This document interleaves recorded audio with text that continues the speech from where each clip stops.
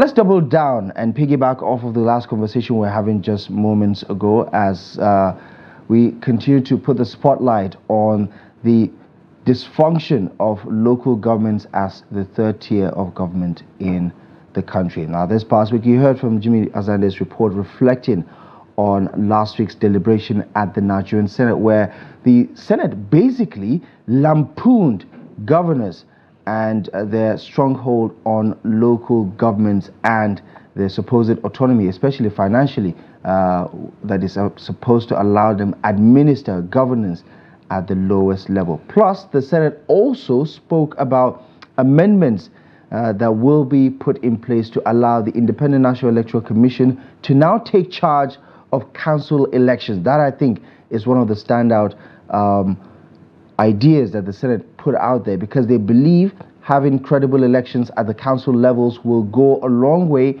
in addressing some of the gaps that we have at the local council level to also help mitigate some of these gaps. So join the conversation if you can. If you have a thing or two to say, if you want to weigh in on the conversation, please feel free to do so by giving us a call. The number will be showing shortly on your TV screen. Plus, you can also drop us a WhatsApp message if you cannot be a part of the live call-in conversation. So please feel free to do that. We'd love to get your take on this, and especially people who are maybe working for the local government, people who are still staying in some of those local governments where not much is happening, because you go to the secretariat, they're a ghost town effectively with nobody around, because there isn't actually much to do to begin with. So that has rendered pretty much the local government as a tier of government not obsolete, but no longer fit for purpose, because it is no longer serving the purpose with which it was constituted or created by the Nigerian Constitution. No thanks to the overbearing approach of most of our governors in Nigeria today, and I make no apologies. I think, yeah, it is safe to say the governors have become emperors. Apologies again for using those words. Yeah. But clearly that is what we have seen. And you know what excites me about this move, that is, if we will say it to its logical conclusion, is the fact that it will improve our overall leadership recruitment process. Yeah. Yeah, if you can't do it at the local government, you have no business asking to be a state governor. You can't jump out of some private practice, some civil service, you know, and just come into a state and get overwhelmed by the system and end up underperforming. We have our first caller this morning. Good morning. Your name and where you're calling from. Hello. Good morning. Can you hear us?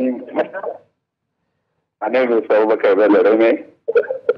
Good morning, Abubakar. Can you kindly put off the volume of your TV set, please?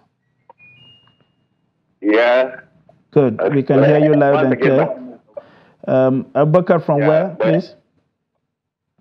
Abubakar from Gombe.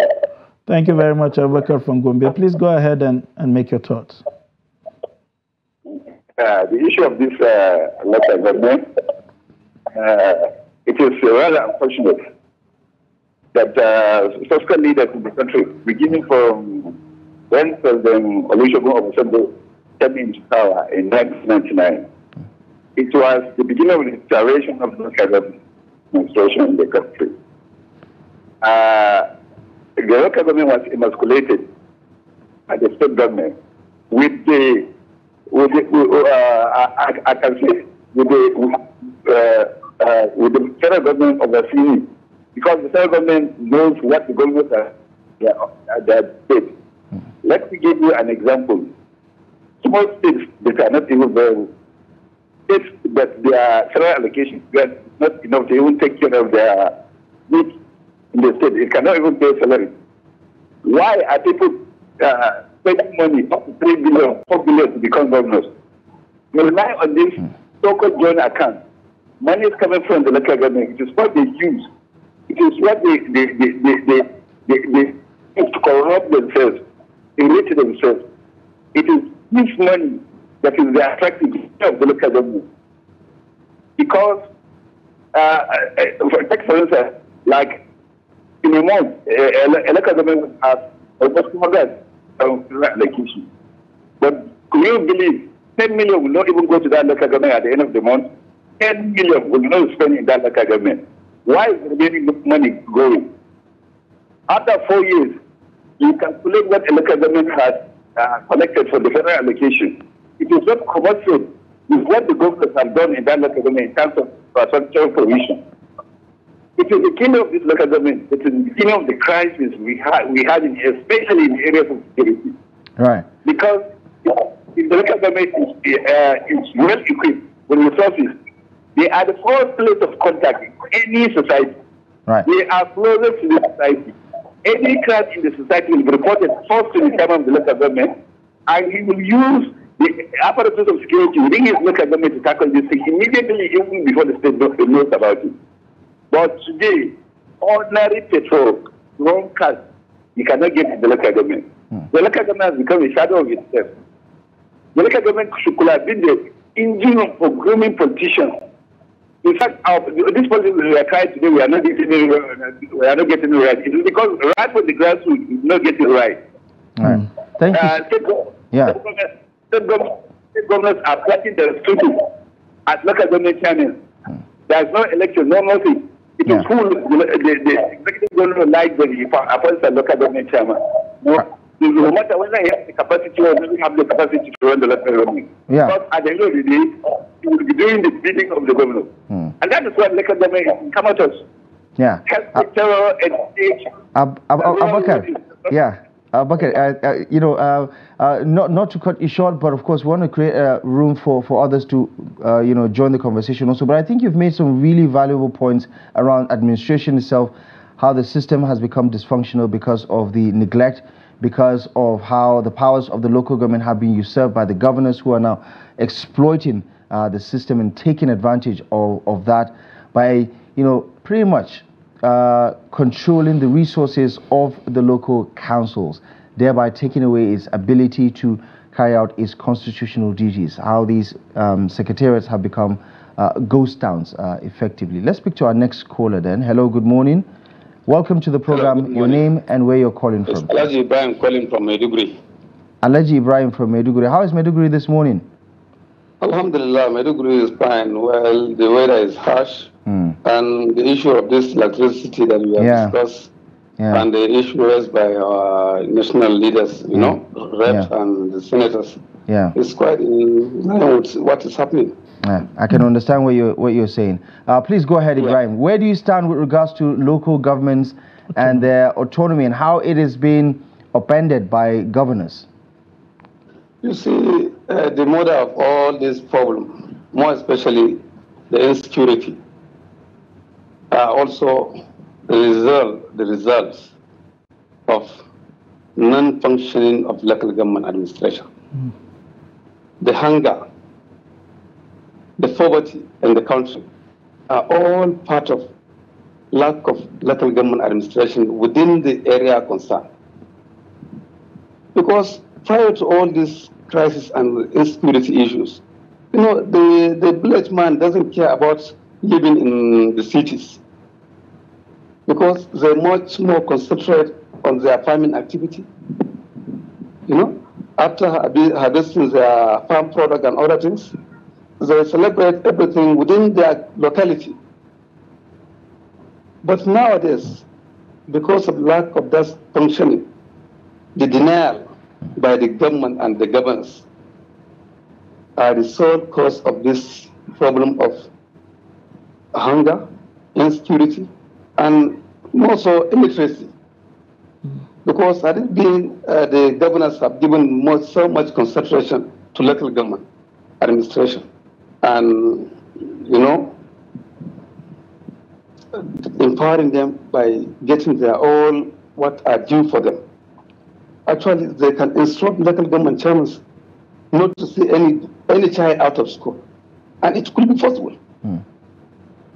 So these are some of the things. Government will not attain its own objectives without resorting to local government administration.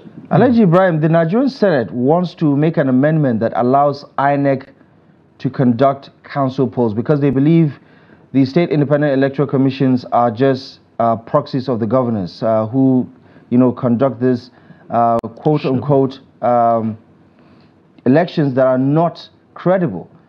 Where do you stand on this? Do you think INEC conducting elections at local council levels would be a step in the right direction to address this gap that we're talking about? Actually, with due respect to INEC, I've been working as a, part of my own contribution to national development as an ad hoc staff for INEC for several times. So I don't see any difference between the state or the local government INEC or the federal INEC in terms of conducting a credible election. Honestly speaking, I have been in the field, I have been a supervisor, I have been so many areas of, INEC conducting all these elections. All right. I am part and parcel. But I don't see any reason that will make any difference because the federal INEC will conduct local government elections. All right. Okay. Thank you very much, Malam Ibrahim, for your contributions from Maiduguri this morning. Very salient points there. He's tying what's happening at the local government basically to what has become a national challenge for us, the insecurity, poverty, and poverty, which we have battled headlong for over a decade, if you like, since 2010. And it's a good way to look at those issues. We have another caller. Your name and where are you calling from? My name is Tony, calling from Benue State. Good morning, Mr. Tony. How is Benue this morning? Benue is okay. Okay, I hope our farmers are back in the farm. Not everywhere. There is some community that have gone out of their community. Just very few that have gone back to farm. But there is some community that are on run. Yeah. So we pray to God all will be well. Yeah, thank you very much. Let's hear your thoughts on the local government autonomy. My brother, if you see governors, you see that the governors, the power they are having in Nigeria is almighty power. Take, for instance, what is happening in Rivers State now. You just take it as an example and then see how powerful governor is. Micheal is somebody that is giant, but being him giant cannot fight the power of a governor. And that is the kind of level of chances that our constitution have given to governors. If you like, let INEC from Abuja go to any state and conduct election. Anybody that governor feel, anybody that governor feel that he will be a local government chairman must be. And that is the kind of power that governors have. I think the truth of the matter is that we need a proper reform. Reform in the sense that that joint account must be something that we deal with and break it up. Without that, the number one step that they will take the way forward is to make sure that any money that comes to local government goes direct as it's coming to the state. And that's the number one step. But governors, there is some powers that they gather that the National Assembly have to go inside and do some reform and then break up some powers that governors are having. All the state assembly that you hear state assembly, they're under governors. If you mess up, the governor will find one way or other, and the other members, they will gang up and impeach you in the house there. So the kind of power governors are having is too much. And they need to think twice about it.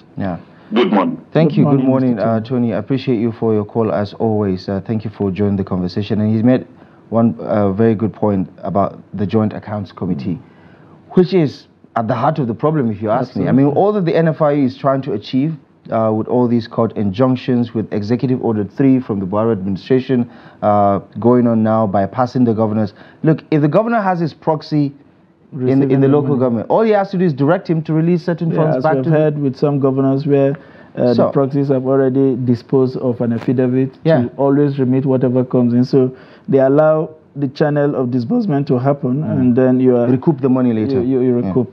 All right, we'll take the next call from another caller. Good morning, your name and where you're calling from. I think we've lost our connection.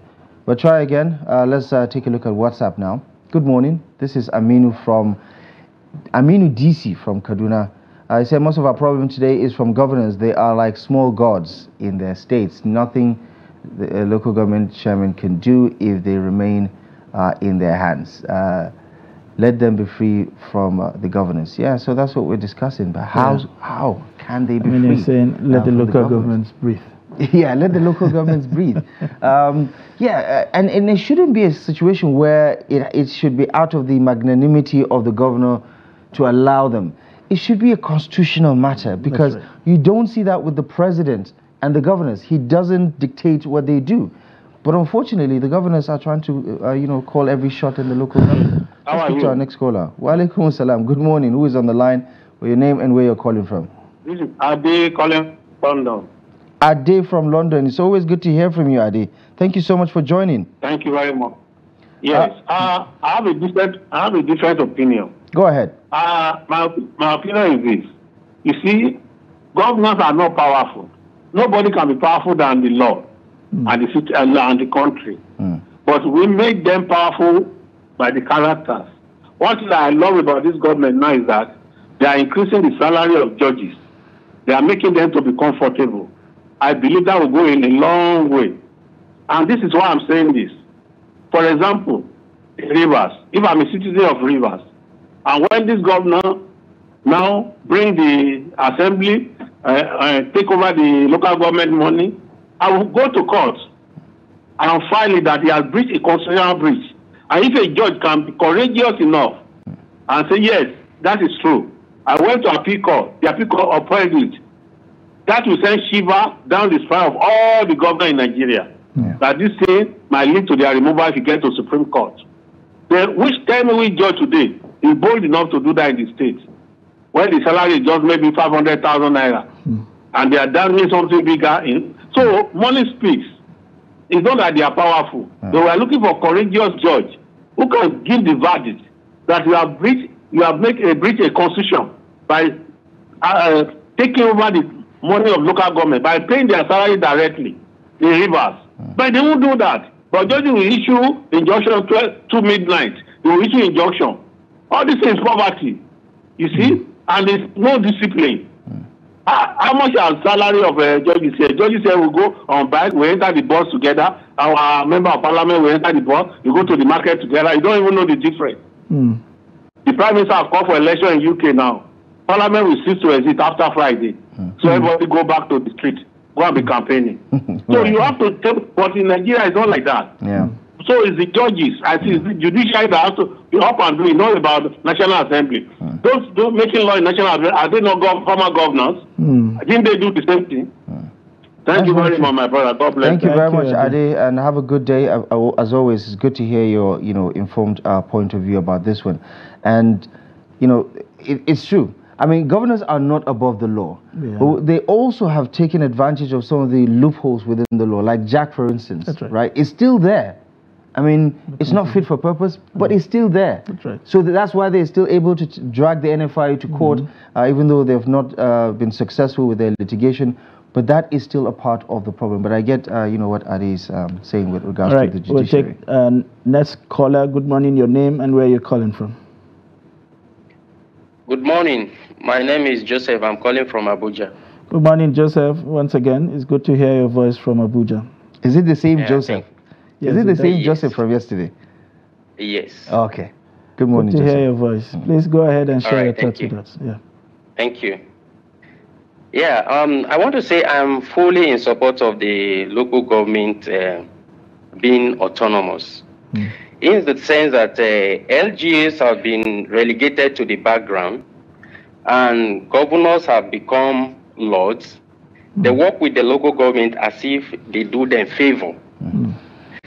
Now, we no longer see projects in the local government, all because it is only when the governor is happy, either about that area or about that project. That is the only time they give go ahead, or the relief fund for that.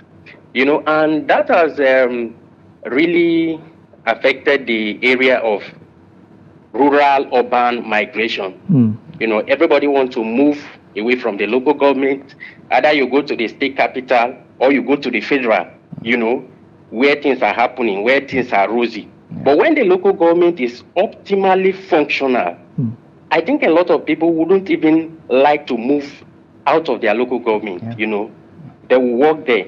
So I want to say, if the local government are made autonomous, that way the LGA's areas will be viable. There will be jobs, because if the chairman of the local government deem it fit to say, in this area we need improvement, we need infrastructure, we need this and that, jobs will be created, people will be there, there will be interest in the local government, and that way development will spread, because local government, whether we like it or not, local government is the closest tier of government to the people. When it's relegated to the background, the people are relegated as well. So local government being autonomous, I think, is very, very good for the interest of development for the entire Nigeria. Thank you. Thank you so much, Joseph. Good to hear from you again. Thank you very much. Yeah, interesting points there made by Joseph, and you can't fault them. I remember, just as an aside, a contemporary of mine who operated out of a local government, basically that was doing well at the time. Every time we speak, he said, you guys in the city that are afraid to give birth to children. I mean, we live in good houses here. You could afford a 3-4 bedroom for far less than the amount you could pay for a room. Life is a lot cheaper, a lot affordable, a lot more conducive. The hustle and bustle is minimal. All of that, it's minimal. But now, just to Joseph's point, if things are bad at the local government, and they have been bad for a lot of years, that's why you have people sucking into the, and then the insecurity has compounded it now, so much so that it is no longer economically viable, it's no longer safe. Then you have to just vacate the local councils and in search of safety. These days we have, whether they are greener pastures or not, as they are basically living somewhere else and showing up. You know how we talk about governors living in Abuja most of the time? Exactly what you have with in the council chairman. All right. Good morning. Your name and where you're calling from? Hello. Good morning. My name is Kamal. I'm calling from Kano. Can you please take Kamal your name again? from Kano? Yeah. How is Kano this morning? We understand there's a bit of a tension ahead of the State Assembly's amendment to that controversial law. How is Kano this morning? Well, Kano, we are all under tension, but we are managing. It's life. Okay. And this is as a result of all what we are just discussing now, the issue of local government autonomy and the State Assembly too.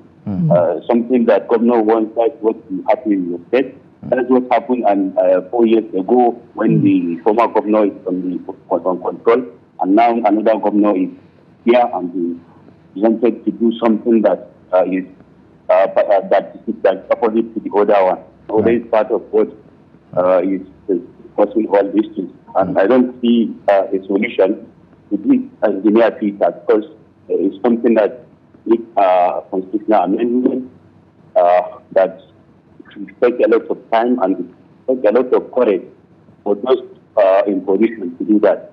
It has to go through the National Assembly, and the 2/3 of the State Assembly have to approve that before it to pass the party. No. So I don't think it's something doable, because the governors are in control. They have their own money, and everybody is under their control. So in Nigeria, I don't think it's something that we'll see in the next year or 2 years. I don't know. The only thing we can do is just pray and see whether God will do something, but I don't see any positive thing coming in the near future. Yeah, Kamal, I understand your reservations. Thank you so much for adding value to the conversation. And listen, do you disagree with people who know this system for such a long time, that they can see that this grandstanding isn't going to make a difference? We're not moving the needle. Yeah, in any way, shape, or form. But I think at the end of the day, everything would depend on the resolve of the average Nigerian. If we want it so much and we push for it, these governors will have no choice than to give up. Or perhaps maybe vote for credible people, as governors who would see reason. If the conversation pushed to the level where the people would say, if you are not willing to vote for this, then count us out of whatever you are asking for. And they make serious some of those. And of course, the option of the court is another option, as adhered as canvassed by Ade. We need people to test these laws, and get pronouncements from the court of policy that then becomes the position of the Constitution going forward. Okay, let's take a look at WhatsApp. All right, on the WhatsApp we have somebody. I think it is from Mukhtar Salisu from Jos. He said governors are powerful because the federal government sends it directly to them, and it's better, rather than the local government. It's better to have, the local government, to have its own benefit, they should be sending their funds directly to local. And I think that is what the NFI that's what is the NFI is doing. But we also said, Mukhtar, there's a backdoor. Yeah. You have all of these arrangements, even official, where they say, okay, because we want to fund education together with the local government. Each local government should send X amount of money every month after you get your allocation. So that, in a way, is now going to mop up the same resources. So, another one coming in from Engineer Oluwabi Titi Ota in Ogun State. He says, good morning. Local government systems are more closer to the people than the presidency and the governors. Without financial autonomy in the local government, Nigeria can never grow. Governors should stop egocentric ideology. And I quite agree with you. So they are like thin gods. The engineer from Ota. We cannot overemphasize the importance of local government. It cuts across so many things, like we've heard this morning, whether you're talking about security, you're talking about development at the local level, job creation, even distribution of development across the country. You need a viable local government. And from another local government, of course, we have Ibrahim Egwa. He said it will take a constitutional amendment that includes elections being conducted by INEC, a term of office fixed by the Constitution, a term of office rather, and it clearly spelled out way of removing the chairman, and by implication, the council for our local government to work. So long as the law governing the local government is as fluid as it is now, no hope for change. We need the local government to work. So much depends on them. Primary education, potable water, sanitation, primary healthcare, fighting poverty, etc. Give me these, and who cares about what the governor or the president or the Senate president does, basically. Being from Nasarawa State, he's making reference to his governor. Seriously. And most Nigerians would rather live their local lives if everything they have is available. I mean, going to my mother's village, for instance, used to be so much fun. But you go to the village now, and everybody is in the cities hustling, looking for, the greener pasture that still eludes many people for the most part. And you can link that to how dysfunctional the local governments are, because local government chairmen could do a variety of things in the early 2000s. Now, they can't do as little as dig a borehole in some of these places. All of these projects, if not most of it, or at some point most of it, are done by the state governors. That's right. And then the local government chairmen are just tagging along as, proxies of these governors. So we were talking earlier about the judiciary, but also there's something to be said about the state assembly itself, which ironically in so many instances in time past have denied itself autonomy to operate as an arm of government. So a pot of porridge. Exactly. And so unfortunately, all of that is to the political advantage of the governors. And I say political advantage deliberately because that is what is at stake here. The political currency, so that they can take charge of everything that is happening in the state. And that's why they will work overtime to make sure that the local governments are in their full control. But this is where we're going to have to anchor the segment at this moment in time. Thank you for all our callers, to all our contributors on WhatsApp, to all those who tried but unsuccessfully to try to add value to the conversation. We thank you most kindly for being a part of it.